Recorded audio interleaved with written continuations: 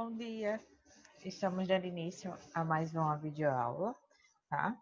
Dando continuidade às nossas aulas online, certo? E agora estamos dando início ao novo conteúdo do novo grupo OLI, certo?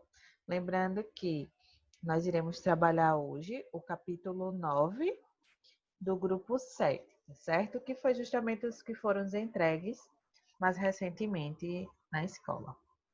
Então, é necessário, tá? Para a gente aprofundar mais os conhecimentos, a gente relembrar um pouco do que nós estávamos estudando antes de entrar nessa semana de recesso, né? Visto que semana passada nós não tivemos aula devido ao plantão pedagógico, mas hoje vamos dar continuidade, certo? Vamos lá. Então, nós tínhamos estudado, antes do recesso, alguns capítulos sobre a América, né? Vocês já sabem que o 8º ano nós estudamos bastantes aspectos relacionados à nossa América. Inclusive, os assuntos mais recentes tinham sido sobre a América Latina, a América Anglo-Saxônica e a América Insular, tá? Então, no contexto da divisão da América dessa forma, né, que é a divisão política, econômica e social, justamente baseadas nas formas de povoamento, né, de colonização, justamente dessas divisões da América. Então, nós temos a América Anglo-Saxônica de um lado e a América Latina do outro. Onde na América Anglo-Saxônica nós sabemos que foram colonizados pelos ingleses e franceses, né? E na América Latina nós sabemos que foram colonizados, né? Inclusive onde o nosso Brasil está localizado, pelos espanhóis e pelos portugueses.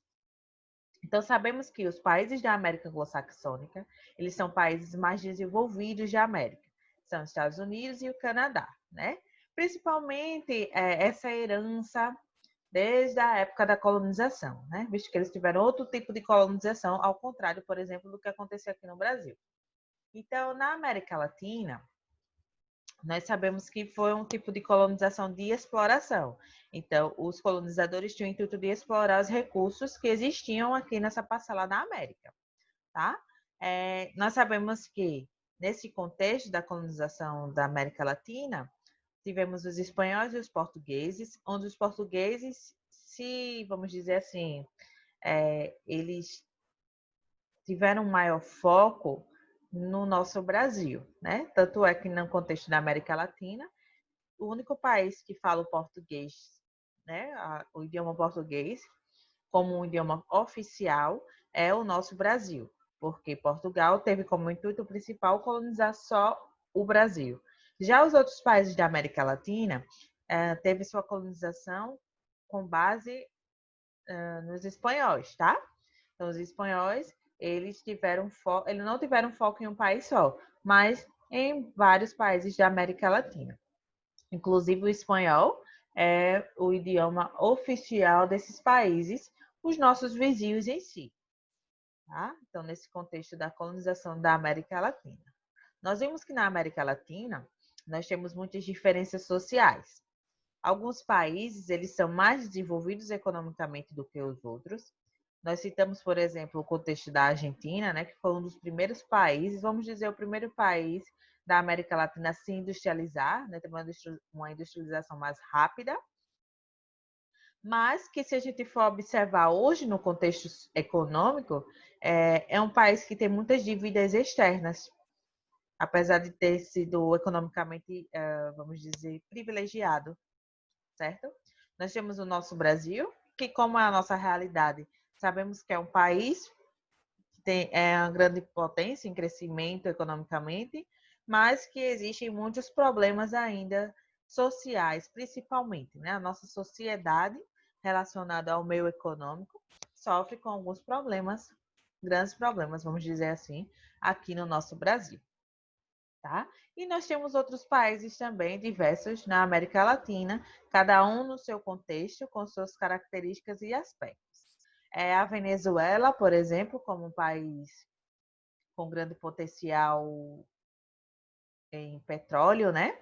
Sabemos que no contexto mundial, a Venezuela fica entre o primeiro e o segundo lugar na produção mundial de petróleo, mas que, infelizmente, essa riqueza toda ela não reflete na qualidade, né, de vida em si da sua população, visto que muitas dessas empresas ou indústrias que estão localizadas nos países da América Latina, elas têm sua base, eles têm o poder dessas indústrias está na mão de muitas empresas estrangeiras, não estão na mão de empresas nacionais, né? Aqui no Brasil, por exemplo, nós temos a Petrobras, que é uma empresa que grande parte das suas ações estão na mão de empresas internacionais e não sobre a organização de empresas nacionais, tá? Então, isso reflete muito no contexto social e econômico da população em si, né? Nós sabemos também que aqui na América, principalmente aqui no nosso Brasil, existe muita questão da segregação espacial, tá? Onde dentro de um território, de um estado, de uma cidade, nós iremos encontrar uma grande diversidade, uma grande desigualdade social, onde nós temos a parcela rica, que geralmente está localizada, né, que vive nos grandes centros, né? E a gente consegue bem visualizar isso em Maceió, na cidade capital do nosso estado, né? Próximo ao centro, nós temos a sociedade com um maior potencial econômico e nos pontos mais extremos, né, nas áreas mais precárias, vamos dizer assim, nós temos a população mais pobre. Então a gente consegue visualizar claramente essa segregação do espaço, né? O espaço dos ricos e o espaço dos pobres. Tá? E isso é um contexto que a gente observa em toda a América, viu, pessoal? Não é só aqui no nosso estado, não. A América Latina em si sofre muito, né? Existe muita desigualdade e a segregação espacial, tá certo? Então, vamos entrar, né, em si, vamos discutir sobre o conteúdo de hoje, que tem tudo a ver no contexto da América, tá? Vamos falar muito sobre nossa América Latina ainda, e vamos lá, tá? É um contexto bem vasto, bem extenso, mas que a gente vai conseguir trabalhar a cada aula e a cada detalhe, que é muito importante vocês entenderem esse contexto. Vamos lá. Então, aula de geografia para o oitavo ano A e o oitavo ano B, tá? E no nosso conteúdo em si hoje é sobre as dinâmicas econômicas de integração. Ah, professora, mas integração de quê? Integração do nosso, tá? Das economias relacionadas a alguns grupos, que a gente vai ver mais na frente detalhadamente, tá? Professora Rosalia, Rio Largo, Alagoas, dia 7/9, tá? 7 de setembro. Então, vamos lá. Então, trouxe aqui para vocês, né? Destaquei alguns estados, nações, né? Países, no contexto da América Latina, que tem alguns grupos de integração econômica relacionados a ele. Então, nós temos o México destacado aqui, ó, à esquerda. Nós temos os grupos, o OEA, o USMCA, o CELAC, o AEC, o Parlatino, o Aladi e o Grupo do Rio. Nós temos aqui à direita o país, né, que é uma ilha. Inclusive, nós trabalhamos no contexto da América Insular, tá? Então, nós vimos a Cuba, né, o país como América Insular, que nós temos várias ilhas e países, onde nós vimos que eles são grandes paraísos fiscais, né? Muitas pessoas que têm um dinheiro irregular conseguem um dinheiro de uma forma errada, vamos dizer assim.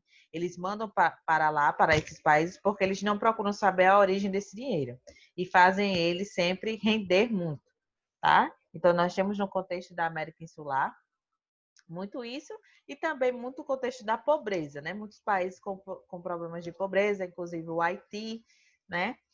São ilhas lá da região mais central e que se leva o nome de América Insular, certo?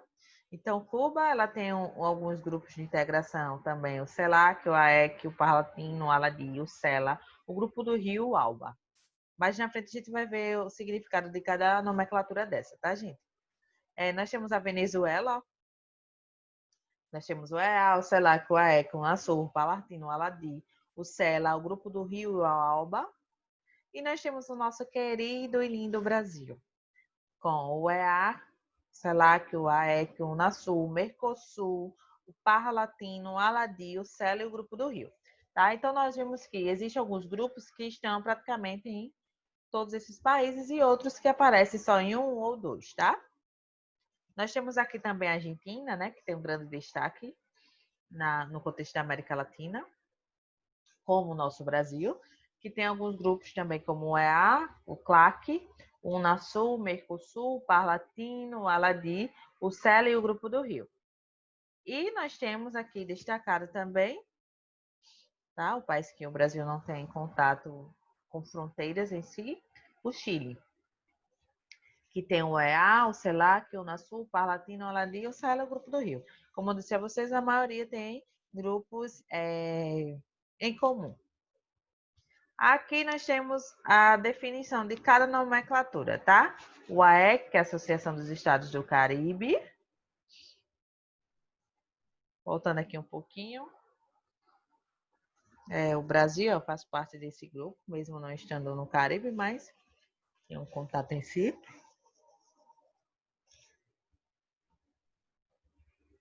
Nós temos o ALBA, que é a Aliança Boliviana para os Povos da Nossa América. Nós temos o ALADI, que é a Associação Latino-Americana da Integração. Nós temos o CELAC, que é a Comunidade dos Estados Latino-Americanos e Caribenhos. O GR, não é o GR Ginástica Rítmica, tá, gente? Mas é o Grupo do Rio. O Mercosul, que é o Mercado Comum do Sul. O OEA, que é a Organização dos Estados Americanos. O PAR-Latino, que é o Parlamento Latino-Americano. O CELA, o Sistema Econômico Latino-Americano. O UNASUR, que é a União das Nações do Sul Americanas. E os MCA, que é o Acordo dos Estados Unidos, do México e do Canadá. Tá? Apesar de ter algumas nomenclaturas como o Caribe, mas o Brasil faz parte, tá? O Acordo dos Estados Unidos, México e Canadá, que querendo ou não, alguns outros países também fazem parte, mesmo sem ser esses três, mas são grupos que visam a integração econômica entre esses países. Que mais na frente nós iremos estudar grupo por grupo, tá, gente? Não se preocupem. Então, o que são os países emergentes? A gente já falei, eu já discuti um pouco com vocês sobre o que são esses países, tá?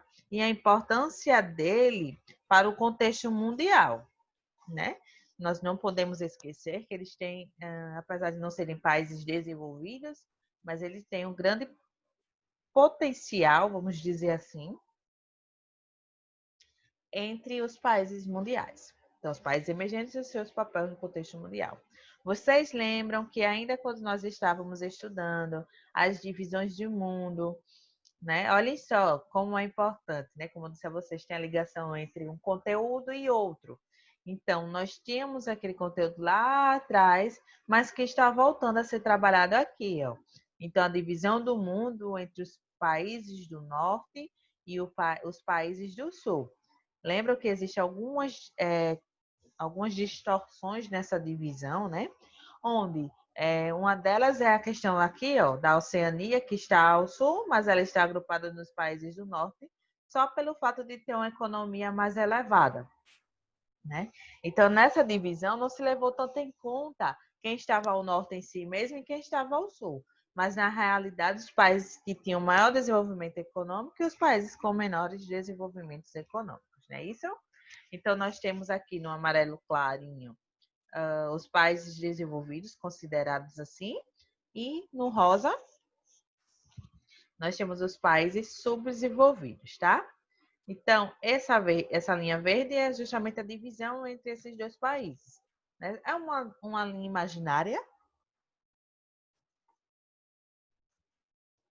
mas se a gente analisar direitinho, existe bem claramente essa divisão, onde muitas pessoas saindo dos países subdesenvolvidos, por exemplo, e procurando uma vida melhor nos países desenvolvidos, muitas sofrem com a questão do preconceito, né? Da desigualdade, não tanto racista, mas principalmente social, tá, gente? Existe muito isso. Existem alguns países essa não aceitação de pessoas que venham de países mais pobres, né? Vamos dizer assim, um preconceito. Então, ao tomar o globo terrestre, a fim de categorizar os países do mundo no que se refere a seu nível de desenvolvimento, é possível perceber que, geralmente, ao norte estão os países desenvolvidos e ao sul, os países subdesenvolvidos. Essa divisão do planisfério é conhecida como norte e sul. Vamos dizer, a nossa divisão estudada do mundo em norte e sul. Apesar de essa divisão ser bastante utilizada para a classificação geral dos países do mundo, existem algumas ponderações que precisam ser feitas a respeito dela. Como uma classificação geral, não permite que sejam identificadas características mais específicas dos países considerados subdesenvolvidos. Tem muitas diferenças em si, tá? Então, essa divisão, ela não mostra as características em si de cada país. Dentre os países desenvolvidos, nós não quer dizer que todos vão ter a mesma qualidade de vida, né? Economia elevada da mesma forma, grande quantidade de dinheiro circulando. Mesmo, e bem assim acontece com países subdesenvolvidos, né? Existem alguns países que têm a pobreza assim bem clara, né, bem elevada, e vão existir países que não vai existir tanto essa diferenciação, né? Por exemplo, se a gente for comparar alguns países da África, que são considerados países subdesenvolvidos, tem muito essa diferença econômica, certo? Uma delas se refere ao nível de crescimento. Os países considerados grandes exportadores de commodities, apesar de apresentarem problemas que os aproximam dos países subdesenvolvidos, tiveram nas últimas décadas um grande aumento do seu PIB. Quando a gente fala em commodities, não sei se alguns de vocês não lembram, mas eu vou relembrar. São aqueles produtos, né, vamos dizer assim, que têm um grande valor para exportação. Uma grande commodity nossa aqui do Brasil é a soja. Outra que nós podemos falar também é a cana-de-açúcar, né? E seus derivados. Então, são commodities, são produtos que geralmente vêm do setor primário, que geram grandes lucros para os países. Importante, os países emergentes apresentam grande crescimento econômico, mas não necessariamente desenvolvimento mantendo assim características de dependências comuns aos países subdesenvolvidos, né? Ou seja, não quer dizer que o país emergente ele não vai ter a ligação com os países subdesenvolvidos. Vão sim, eles têm uma ligação econômica para o seu desenvolvimento econômico com esses países, tá? Eles não têm esse desligamento. Nós temos aqui um mapa da riqueza com o PIB distribuído à população. Então, a riqueza entre os países de 2013, se o PIB fosse distribuído pela população, tá? Então, nós temos, em vermelho mais escuro, como nós sabemos, as áreas onde temos países mais desenvolvidos economicamente, né? América do Norte, Europa, Oceania, tá? E aqui a parcela da nossa Ásia. Então, são mais de 100 mil dólares, tá? Distribuído pela população por pessoa. Aqui no nosso Brasil, vocês podem ver que estamos entre 5 mil e 25 mil dólares, tá certo? Então, não é tão elevado assim, apesar de estarmos localizados nos grupos emergentes. Olha só o contexto da África, bem baixo, né? Abaixo de 5 mil dólares, gente. Então, a pobreza é uma realidade, nós não podemos ignorar isso nos países da África. Mas, se vocês observarem a África do Sul, ela está no mesmo patamar do nosso Brasil, certo? Os países da Ásia, todos nesse contexto aqui. Além do crescimento econômico, outros critérios também são adotados para classificar um país subdesenvolvido, como emergente. Entre eles estão a renda per capita e os níveis de IDH. Então, quando a gente fala em renda per capita, justamente a renda é por família, vamos dizer assim, né? Uma família tem 30 mil anual de renda, tá? Então, isso vai definir bem se um país ele é subdesenvolvido ou se ele já chegou ao patamar de emergente. Os níveis de IDH é o Índice de Desenvolvimento Humano, né, justamente as características, as condições em que a população está vivendo naquele país. E os países emergentes apresentam, para esses dois indicadores, valores acima da média dos países subdesenvolvidos, sendo considerados um subgrupo. Ó, como nós podemos observar na nossa realidade brasileira, existem muitos problemas, né, relacionados à social, à qualidade de vida do ser humano. Mas existem países que ainda têm condições piores do que essa, tá, gente? E nós somos considerados países emergentes, em crescimento. Então, aqui eu trouxe para vocês os países considerados emergentes por continente, tá?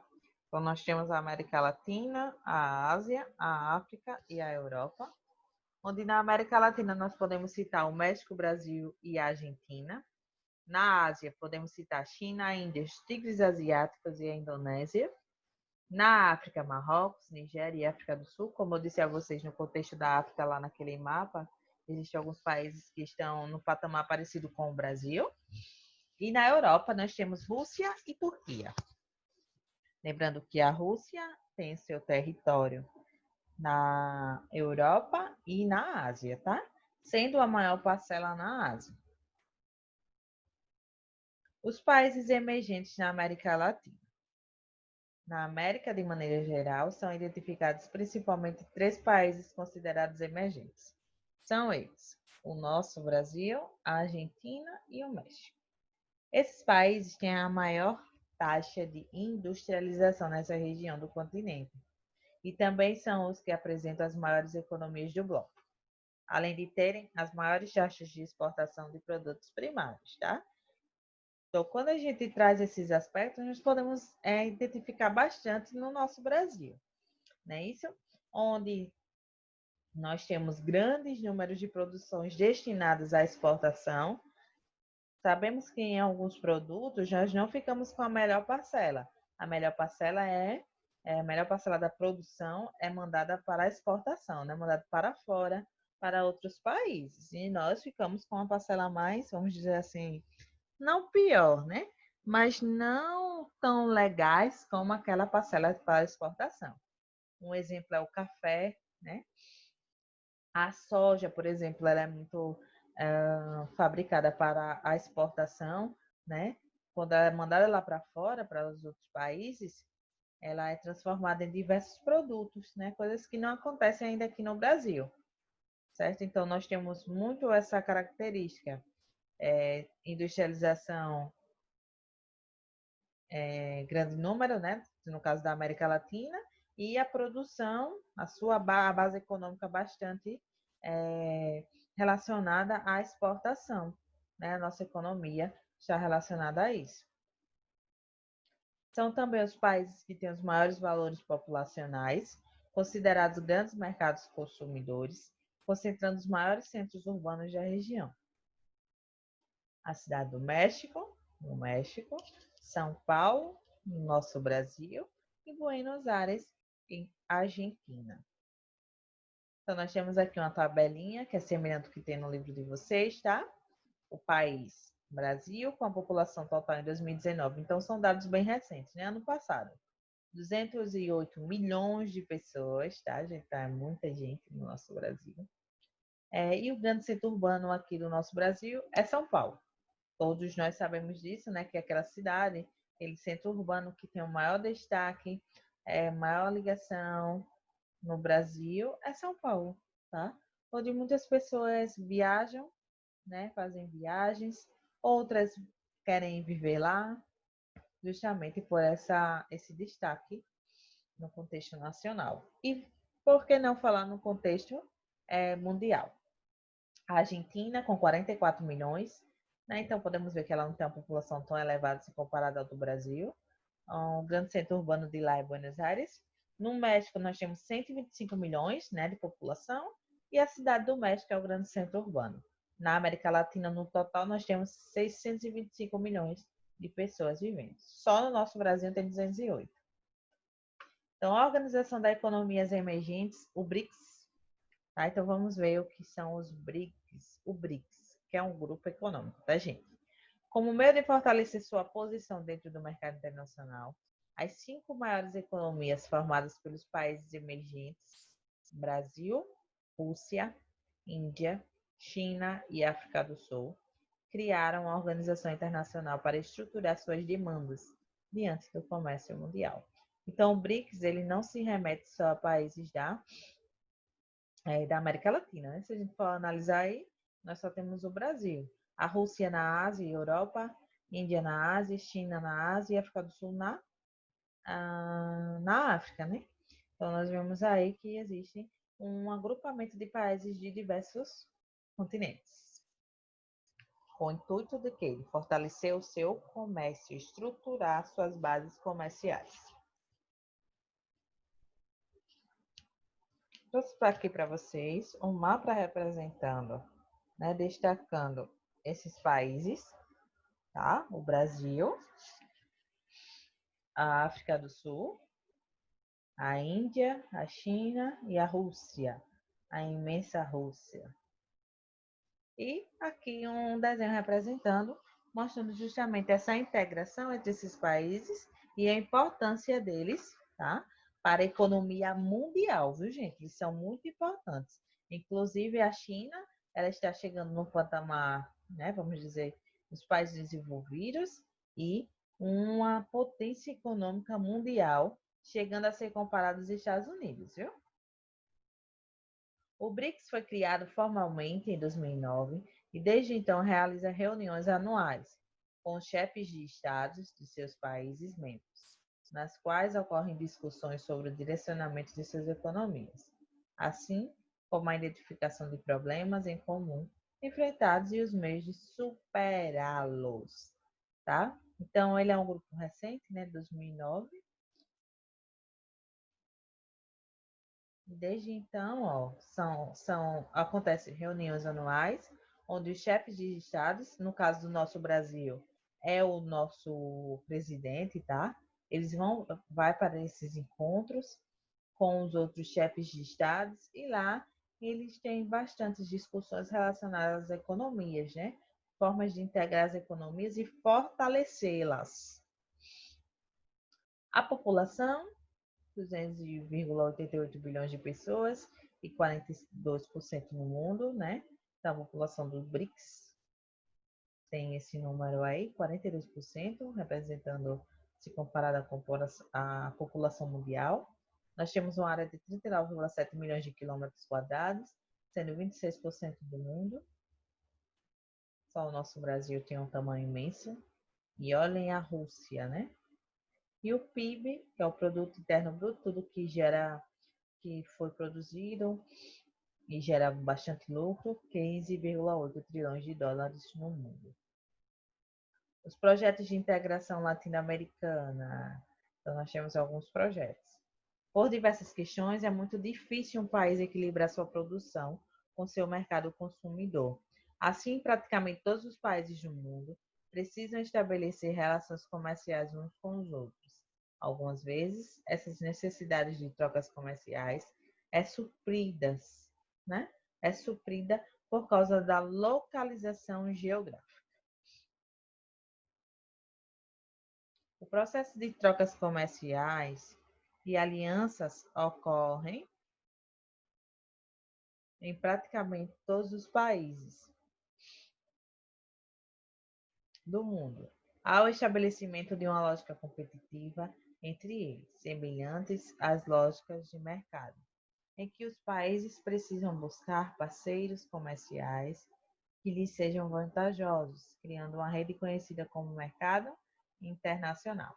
Então, um país, geralmente ele vai procurar outro, a qual ele tem interesse em manter um mercado, tá? Onde nós iremos ter trocas comerciais. Então, sempre vai ter essa busca por esses parceiros que mais se encaixam nas características de produção daquele outro país, tá? Em geral, os países com maiores mercados consumidores ou com maior produtividade têm vantagens no mercado internacional, pois sua maior capacidade de venda ou de compra aumenta a sua influência na escolha de seus parceiros comerciais. Então, aqui eu trouxe uma tabelinha para vocês, onde mostra os principais parceiros comerciais em 2018 do nosso Brasil. Nós vimos que a China, ela compra bastante no nosso Brasil, cerca de 66,6 bilhões, e o Brasil importa de lá 35,5 bilhões, né, se comparado à exportação bem maior. A União Europeia, nós mandamos produtos para lá, cerca de 42,1 bilhões, e trazemos 34,8 bilhões de importações. Nós temos os Estados Unidos com exportações de 28,8 bilhões e importações de 28,9 bilhões, tá? E a Argentina, nós mandamos 14,9 bilhões e importamos de lá 11,1 bilhões, tá?